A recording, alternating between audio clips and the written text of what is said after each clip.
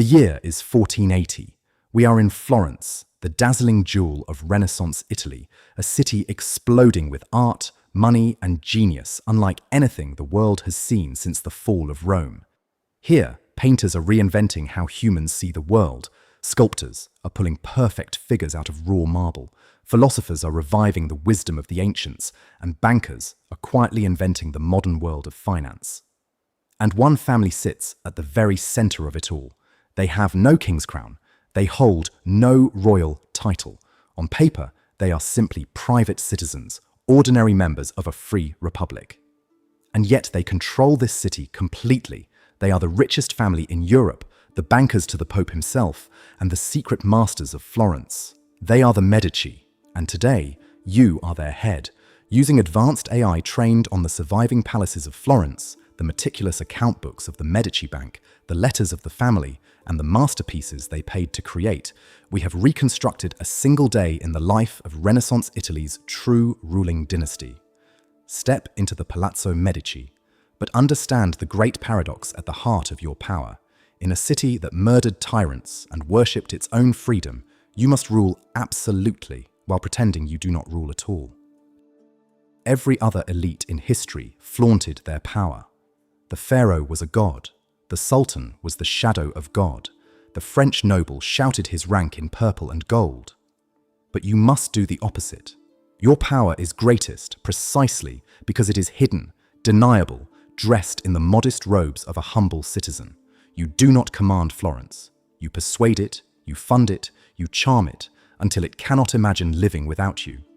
Yours is the most sophisticated power in the world, the power that dares not speak its own name. You wake in the Palazzo Medici, and the building itself tells the story of your cunning. It is grand, magnificent even, but from the outside it is deliberately restrained, its lower walls built of heavy, rough-cut stone, dignified rather than gaudy. For a true Florentine knows that to build too lavishly, to tower arrogantly over your neighbors, is to invite envy and suspicion in a republic that despises overlords. But step inside, and the restraint falls away.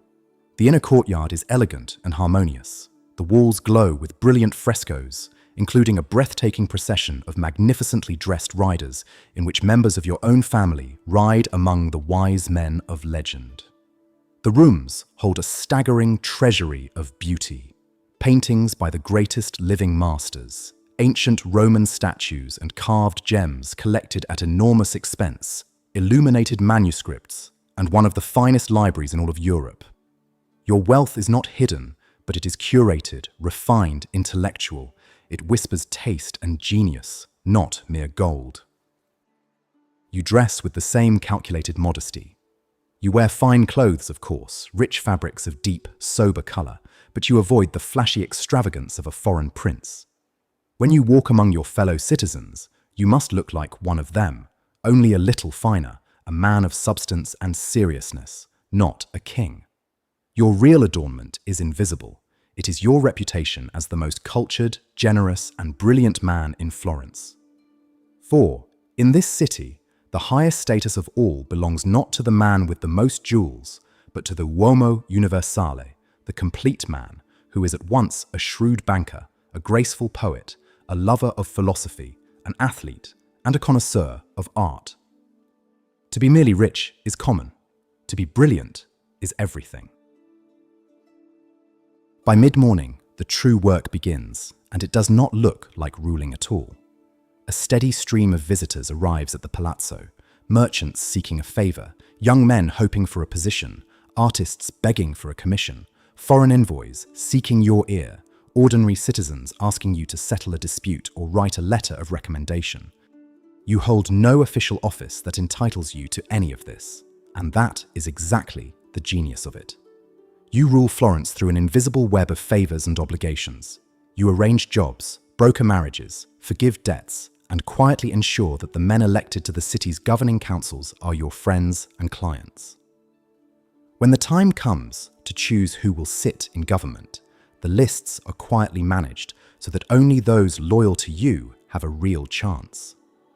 The people believe they live in a free republic, and in a sense they do. The forms of the republic are all preserved. The councils, the votes, the offices. But behind the curtain, you pull every important string. You are the puppet master of a city that believes itself free. But this hidden power has deadly enemies. Rival families burn with resentment at your dominance, and not long before this day, a rival clan, backed by powerful enemies within the church itself, hatched a plot to destroy you. They struck during Mass in the great cathedral at the most sacred moment, attacking you and your beloved younger brother with daggers before the high altar. Your brother was butchered on the cathedral floor. You, wounded, fought your way to safety. And the vengeance that followed was swift and merciless. The conspirators hunted down and executed, some flung from the windows of the government palace before the roaring crowd. The lesson is burned into you forever. The smiling, modest private citizen lives every day under the shadow of the assassin's blade. Power this great, even hidden, is never safe. By late morning, you turn to the foundation of everything, the bank. The Medici fortune was not won by the sword.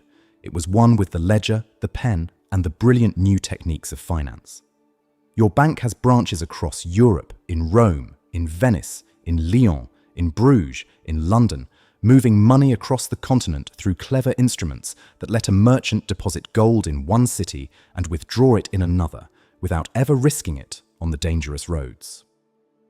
Your bookkeepers use sophisticated methods to track every transaction with a precision that earlier ages could never match. And your greatest client of all is the Pope himself. Managing the vast wealth of the Church across Christendom is the most profitable business in Europe, and it sits in your hands. There is just one delicate problem. The Church forbids the sin of lending money at interest. And so your bank, like all the great banks, disguises its profits inside currency exchanges and clever fees, earning fortunes from interest while never once appearing to charge it. The whole magnificent edifice of your wealth rests on a brilliant, profitable fiction. Even your family is a long-range weapon of ambition. Marriages are arranged with breathtaking strategy, reaching far beyond Florence. You yourself married into the old nobility of Rome, lending your merchant family the prestige of an ancient aristocratic name. And you are grooming your sons for a destiny that would have been unthinkable for a family of bankers a few generations ago. One of your boys is being steered toward the church with the highest possible ambition, for if a Medici can one day wear the papal crown, your family will hold both the wealth of Europe and the keys of heaven. In time, the descendants of this banking house will indeed become popes and dukes and even queens of France. The plan is generations long, and you are merely one link in a chain reaching toward a glory your ancestors could never have dreamed. In the afternoon, you go out into the city, and here your style is utterly unlike the hidden emperors of other lands. Florence is a compact city of stone, and you walk its streets on foot, accessible, greeting craftsmen and shopkeepers by name, a deliberate performance of being one of the people. The man who secretly controls everything makes a show of being humble and approachable, and the people love him for it. You sponsor magnificent public festivals, jousts in the squares, parades and carnival celebrations, paying out of your own pocket to fill the city with spectacle and joy, because a happy, entertained populace is a loyal one. Or you withdraw to one of your country villas in the hills outside the city, cool retreats surrounded by gardens where you gather the greatest minds of the age, philosophers, poets, and scholars, to discuss the rediscovered wisdom of ancient Greece and to dream of a rebirth of human knowledge. And as evening falls comes the climax of the day, but it is a feast unlike any other in this entire history. Where the Romans gorged on flamingo tongues and the tycoons of New York burned money for sport, your banquet is a feast for the mind. The table is beautiful, of course, laid with fine painted ceramics, glittering Venetian glass, and refined Tuscan dishes, for Florentine taste prizes elegance over gluttony. But the true luxury reclining around your table is the company. Here is the painter whose visions of grace and beauty will be admired for 500 years. Here is the young sculptor of staggering, almost frightening talent, whom you have taken into your own household and treat like a son. Here is the philosopher reviving the lost ideas of Plato, and the poet whose verses dance with wit and learning. The conversation flows from poetry to philosophy to politics to art, sparkling, profound, and brilliant, and you hold your own with all of them, for you are a gifted poet yourself.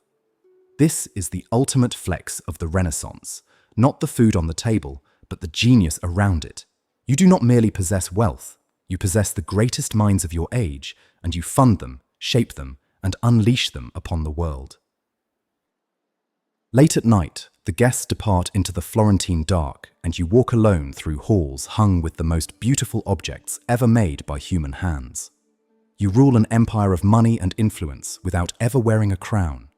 You have survived assassins, outmaneuvered popes, and bound a proud republic to your family's will through charm and cunning alone. And yet your thoughts, like every great powers, turn at last to what you will leave behind. For when you die, you will be buried not in some lonely pyramid or distant tomb, but in the heart of the city you love, in the family church your dynasty rebuilt and adorned. The greatest artists of the age will carve your family's tombs into works of breathtaking sculpture, figures of dawn and dusk, day and night, brooding eternally over your resting place. But your true monument is something no other elite in history ever achieved. The pharaoh built a tomb, the tycoon endowed a library, but you and your family poured your fortune into beauty itself, funding the paintings, the sculptures, the buildings, and the ideas that became the Renaissance, the rebirth of Western civilization. You did not simply buy a monument to your name, you bought the rebirth of art and learning and stamped your family's name upon it forever.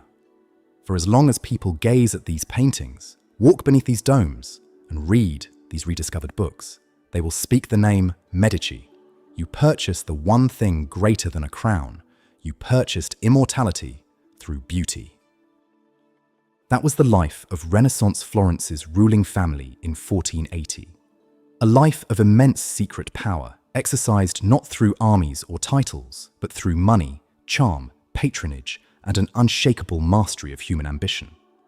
They were the bankers who ruled a republic, the private citizens who became the secret kings of Florence, and who turned their staggering wealth into the most beautiful flowering of art the world has ever known. The Medici eventually rose openly into the ranks of royalty, became popes and queens, and at last their long dynasty faded into history. But the masterpieces they funded still hang in the galleries of the world.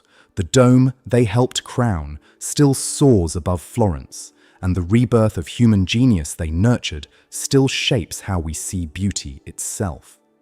History remembers the kings who wore crowns, but the Medici proved that the man who controls the money and the artists can rule the world without one. This video is brought to you by the Paladin Learn History app. Scan the QR code to learn more history.